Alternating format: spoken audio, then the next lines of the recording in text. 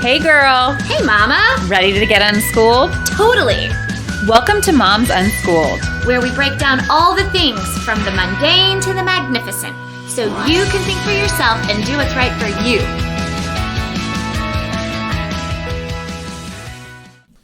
Hey Erin. Hey Sarah. I have been looking into what exactly coronavirus is doing to our kids lately, and I wanted to share some information that I've dug up about it all. I find it fascinating that for the past 8 months, this has been the topic, the headlines, everything the media is talking about, how they spin coronavirus to get another kind of opinion out about something else that's going on entirely in the world. Example, politics. And so I just kind of wanted to dive in and see what's going on with our kids these days. We have been doing so much in regards to survival mode, keeping ourselves healthy, keeping the nest kind of tucked away and secure. I know that we had that kind of ideal early on in the springtime for our family. And I've been looking into this for a couple of months, and just recently people have started talking about it. And I wanted to share some news I got with you. There are experts out there that have started doing studies about kids and the coronavirus and its effect on them, how it's deepening their mental health.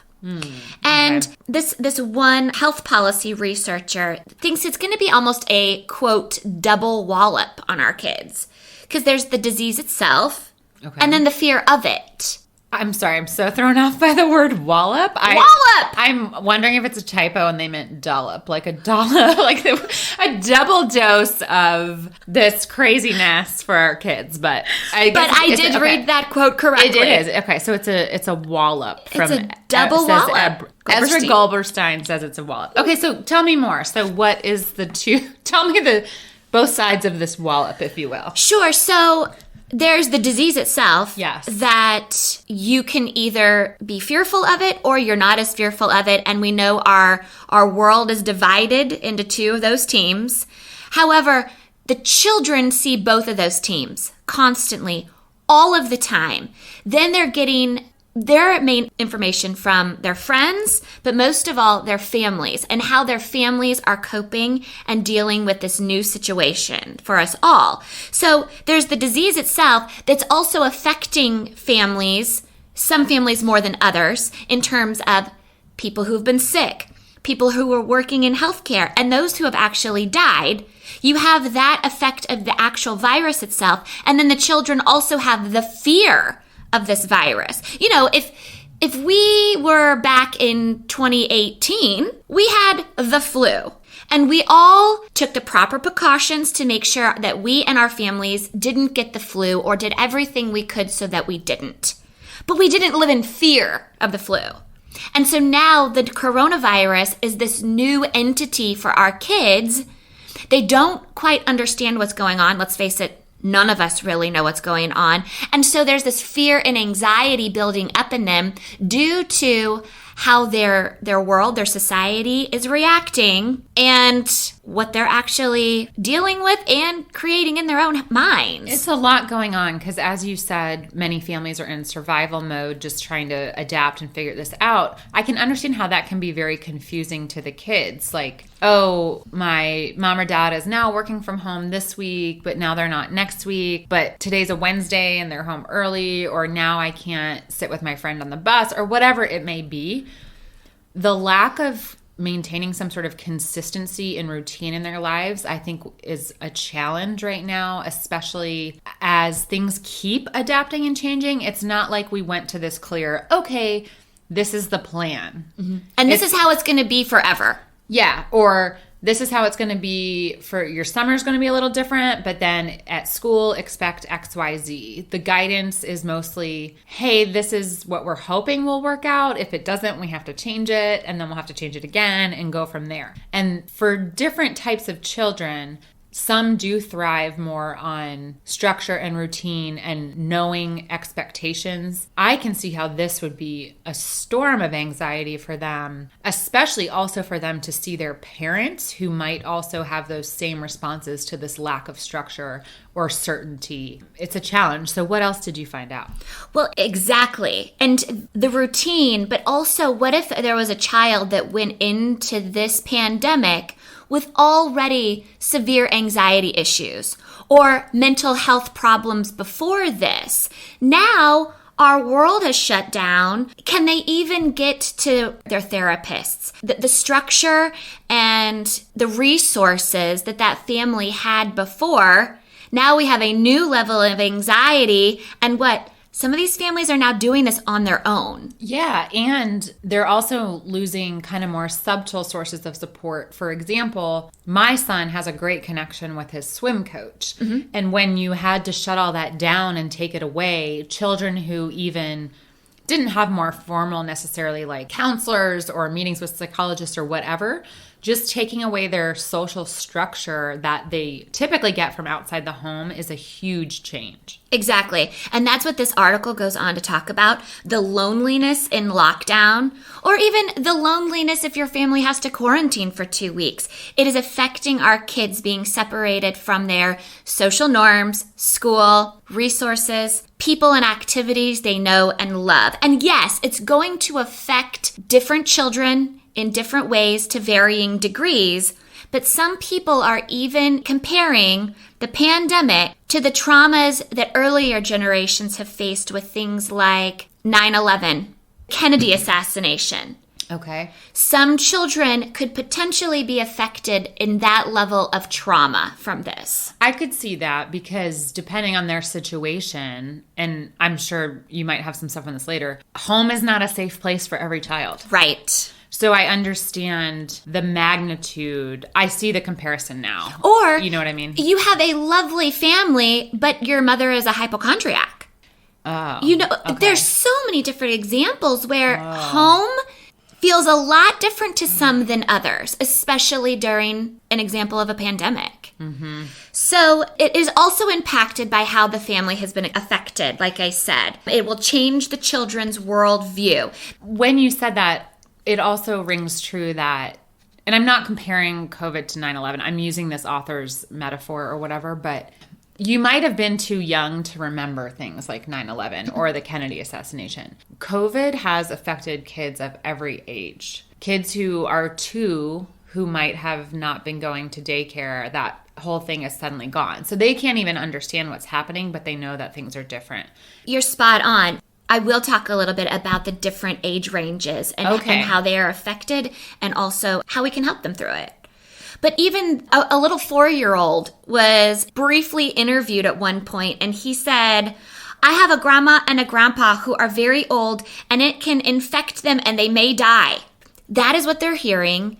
If the news is playing 24/7 in the household, if the parents have been fearful or talking over the kids' heads at dinner time, the kids are catching on, and then they're creating these ideas. They're filling in the gaps of what they've heard and then creating how it will make sense to them in their world.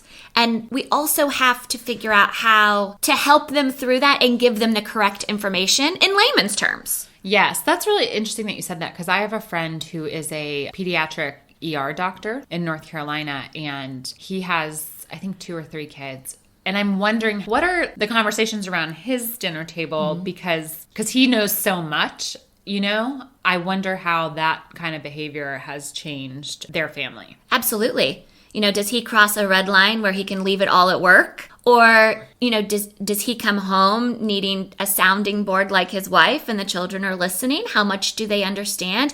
How much have they heard versus understand? Mm-hmm. This is, I said people are equating and comparing this pandemic to things like the assassination, 9/11, the Challenger disaster. Bottom line is, if you ask our generation, they know where they were on 9/11 when they found out that the Twin Towers were going down. Our children this is going to be something that they talk about when they are our age. Where were you? Were your parents professionals or other caregivers in the health system? How did it change? Did you have to stop school? Did you have to put off your plans to go to college? Yeah. Who passed away in your family due to that pandemic? Or whose wedding were you not able to go to? Whose funeral were you not able to attend? For us as military families, not all of us can just get on a plane and go home right now. Right. There's so many different rules. Right. Yes. So basically, how did it impact your life? Right. And that answer is going to be different for everyone. So the goal is we as parents need to find a way to ease that pain, ease that anxiety, to make these kids, to help these kids prosper and make it more bearable for them. And I think that anxiety can come out in different ways. I don't think your child, I love that you said, what can we do as parents? Because it's not like necessarily, and some kids might be like this, but your child might not walk in and say, I'm kind of like scared about this coronavirus thing, or I'm really upset about trick-or-treating not being able to happen where we are, or I'm really upset about not being able to go to my ballet class or whatever. I think their frustration and anxiety can come out in different subtle ways that we don't really understand what it's about. Absolutely. And they've also, like I said before, filled in the gaps with their own perspective and created this new ideal of what makes sense to them, and it could be way off and creating even more anxiety. That's true. So how can we help ease the pain and make the year 2020 a little bit better of a memory for these kids?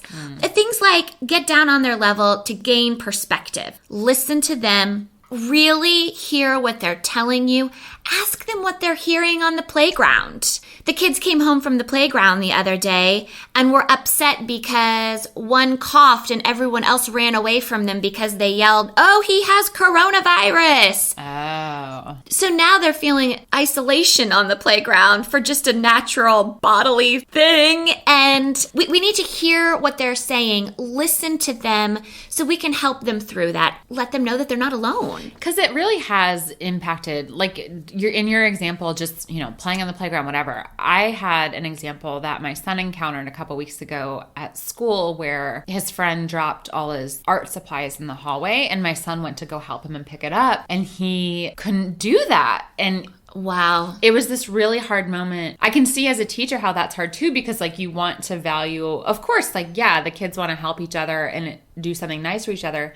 But the ways that you can even do that now in school or at the playground or whatever are so different that something which would have been like a positive action, he ultimately got not in trouble for, but he wasn't able to help his friend. It's just simply not allowed right now. Yes. Yes. Mm-hmm. And so just those little subtle changes, I think, are the things that kind of grow this nagging, probably anxiety in them. So I think we need to, like you said, hear from them. How's it going at the playground? What are people saying about this? Because those are the more subtle things than the more dramatic and obvious things like, sorry, we can't go to the zoo. All the tickets were booked or whatever. Well, and that is actually the perfect lead into the next thing we can do to help. The next thing it says, what matters on Wall Street isn't as important as what happens on your street. So as we're all concerned about the economy and the stock market and how America is being affected by Chinese products and merchandise, our kids don't care. Halloween got canceled. Is Christmas still on? Shoot. Okay, I'm feeling better about life now. Mm-hmm. Okay, Mom's talking about all these statistics about all these areas going red. Is my playground still open? Okay, I'm good to go. And so think about talking about the positive points in your own community to bring it back into perspective for not only yourself, but absolutely for our kids. Even though, yes, we are concerned about the economy, watch that after they go to bed. Read that on your phone before they wake up. We can change our perspective. We can take a breath. And I need to remember this. I need to stop wording it as we're stuck at home to we are safe at home. Turn your words around into more positive ways of thinking for you, and it's going to do the trickle-down effect to your young children.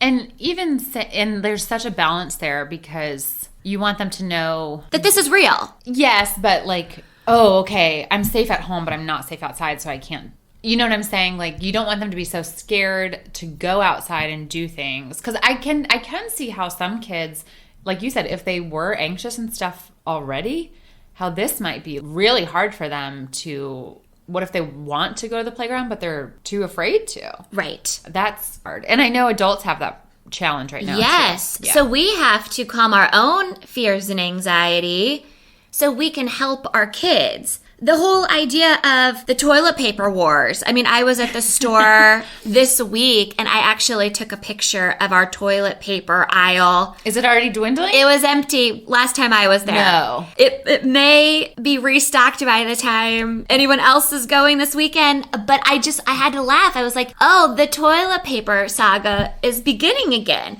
So we have this mindset of, oh my goodness, survival mode. We're all gonna die, so we need more toilet paper and no coughing so we can go out in town. I mean, let's just take a breath, get it back into perspective because our kids feel this. They sense our anxiety and desperation. Let's just keep it healthy for everyone involved. But how do you really do that if something... I'm thinking of some of my friends who are military spouses who back in March when this really was exploding, their spouses who were deployed just kept being deployed. So how do you... I don't want to say positive spin because I don't think that's productive for kids. So when it really is something, actually grandma is sick with us and she's in the hospital, or mom or dad is actually not able to come home when we thought. What are some, and this might be some heavier counselors, psychologist-based recommendations, but I'd be curious on tips to kind of communicate the bad news related to COVID to kids, or at least having them cope with any sort of anxious feelings they have about those things that are happening. Well, first of all, we need to validate their fears and concerns. Okay, so give me an example. So I walk in and I say, Mom, I really want to ride bikes with so-and-so. They're letting me borrow their helmet because I can't find mine. I'm nervous about it because of the virus. What do I do? They're leaving in 2 minutes. Okay, we know that this virus is scary and that people can get sick from it. However, we are doing our part as a family. Maybe let your friend put his helmet on the ground and walk away, and then you can pick it up and use it. I'm not sure if that's even allowed right now. I don't know. That's a bet. I'll have to think of a new example. But something along those lines of they're coming to you with a concern. And you're saying, so first step is validating their feelings. Yeah, and showing compassion. Yeah. So, I totally understand how you're unsure whether you can wear the helmet or not. Sure. Are we doing all of the steps to keep ourselves and our friends healthy? Have you washed your hands? Yes. Have you been sure not to touch your face? Yes. Okay. Are you doing your best to stay 6 feet away from your friends? Yes. We're spending more time outside than inside with our friends.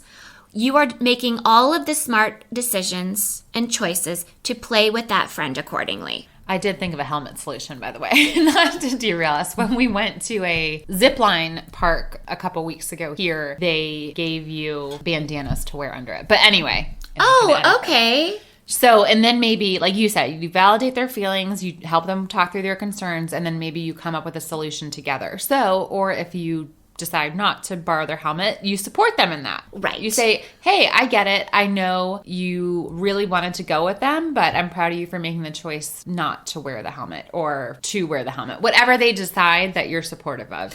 Well, so my neighbor had a beautiful Halloween birthday party planned out for her son last weekend. Where we are currently living, we are no longer allowed to do that kind of thing indoors. We're allowed to have 2 families together or 10 people total. We do a lot of things outdoors. We have a playground right behind our house, and the kids are very savvy at this point in being socially distant. They use their ride-on toys. They like to play Nerf guns. They're staying away from each other and still getting that socialization that they need so much. They had to move the birthday party outside. So they chose to have cake outside for all of the kids to enjoy. The kids were spaced out playing Nerf guns. It wasn't quite the party they had imagined indoors, but at that point, that was safe. It was inside the guidelines, and it worked for our times. The children, they were listened to. Mom took their concerns and their frustrations, turned it into something different, but completely satisfying. I wonder how you'd address if you had one of the kids who was supposed to attend that party and then all these new regulations came out and then that mom decided she wasn't comfortable sending her kid. That's another hard conversation to have with your kid. But at this point, I feel like they're almost used to that. You know, we've been dealing with this for 8 months now. There's been a lot of birthdays with no parties. Mm-hmm. There's been a lot of trips that got canceled. Yeah. Where we live, trick-or-treating got canceled. Mm-hmm. Our children are still disappointed by these answers, but they have become so graceful at accepting and moving on. If we as parents have a good perspective on it, can show up to answer our children concerns and fears with grace and patience, and also stick to developmentally appropriate facts. I mean, layman's terms. I was going to ask about that. So how do you explain some of this stuff to the different age groups? I just this morning had to explain to my son that his dad is not coming home when we thought because of this. Mm-hmm. So I had to think for a minute of how detailed in do I get to this. So you know. I tend to parent a little differently than some, but I have this phrase and I say, life happens. And at the end of the day, if I don't have a really great answer for you, it's always life happens. You know, things don't go the way we planned. Mm-hmm. There's a country song that says, if you want to hear God laugh, tell him your plans. Like, things don't go according to plan all the time, even before a pandemic showed up on our doorstep. But I think it's important to validate that they can still be upset when things don't happen. And I think that what is often missing, some social media groups I have seen, you know, when a hard decision is made or another change is made, like canceling trick-or-treating, the backlash about automatically telling people why they should or should not be upset about it is not helpful. No. It's okay for people to be upset and grieve something that they were looking forward to. Grieve might be a strong word, obviously, for canceling trick-or-treating, but... It's okay to be frustrated. And exactly. It's okay to be disappointed. You need that with the validation of that, yes. Absolutely. Now, adult to adult, that's back to giving each other grace, being patient, and no mom shaming, or adult shaming for that matter. We are all dealing with this pandemic very differently. Every family has their own ways of dealing with it, the ways they see it, and the ways of coping. Every family has their rules about it. Let's just respect other humans, knowing that we're all doing the best we can through this thing that none of us would have ever anticipated. And I'd add to that to not comment about the choices other families are making. So if your kid has a friend who they're doing something differently and your kid comes and says, well, how come blah, blah, blah, blah, blah. Oh, okay, yeah, I'm glad that's working for them. That's what they're doing in their family. Our family is just doing something different. So, but they're both fine. I was out on the trails hiking with my family one day, and this other little family was coming toward us. And they sprinted off the other way. You never put know. on their gas masks and right? Yeah. At this point, we are prepared. Sprayed you with sanitizer, but go ahead. Right, we are prepared for that to happen, or they might handle it just the same way we do. Wait, how big was the path? Like, was it like I don't know.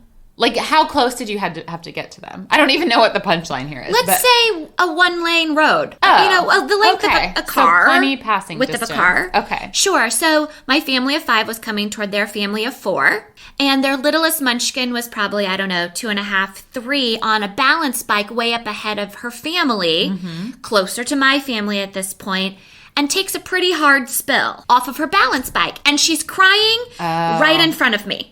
Oh my gosh. And I go to get this child. I'm a mother, for crying out loud. Like, you go to help a crying child. And right before I touched her, I stopped.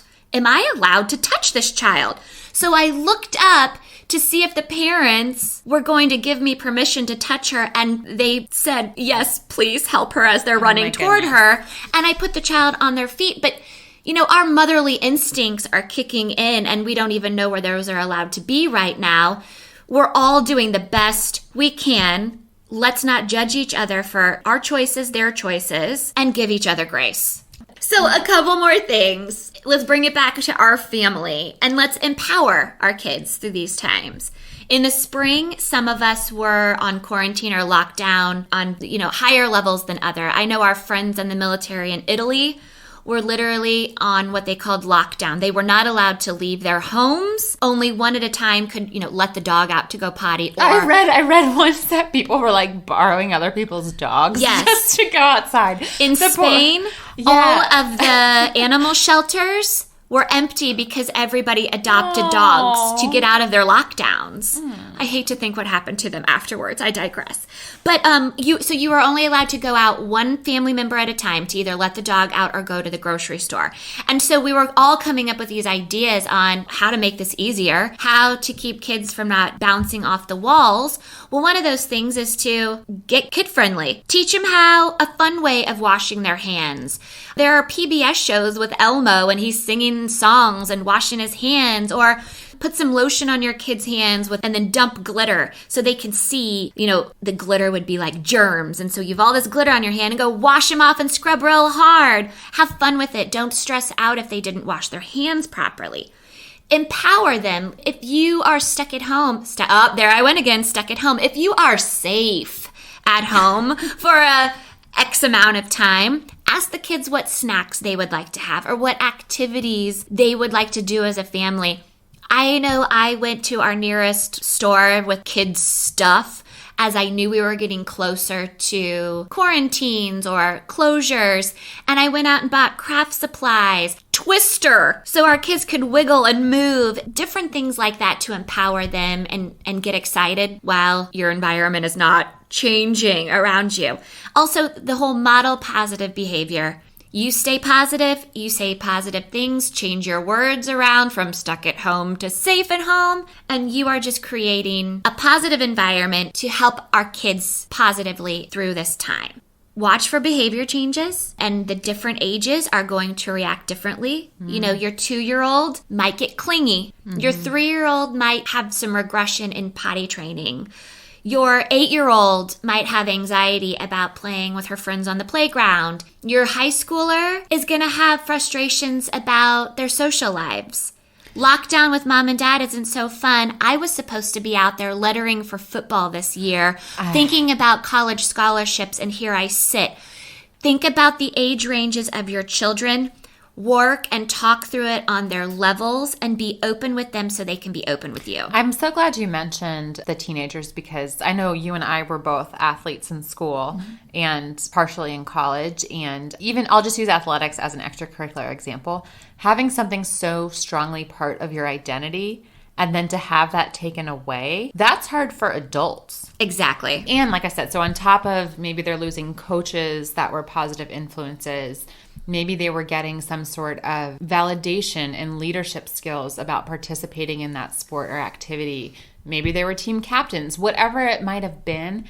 I can't imagine having that all taken away from you your last year there. Or even the whole senior class and prom's canceled. I mean, you wait your whole life to go to this fancy prom. Do you though? And that's another. Some people. No. Some people But might. yes, it is. You're right. Some people do. Whatever that thing is, you have to, like you said, validate that people and kids are going to possibly be very devastated by some of this stuff. And to your family, it might not be a big deal, but to someone else's family, that different thing, that the spring musical or whatever it was that was taken away is a big deal. So at the end of the day, emphasize kindness to your kids, no matter what age, and be the kindness to your family and to the others that you want to see in the world. No judging allowed, and we'll all get through this together. Thanks for listening to Moms Unschooled. Subscribe on YouTube, follow us on Facebook, or email us at momsunschooled@gmail.com. Juicy!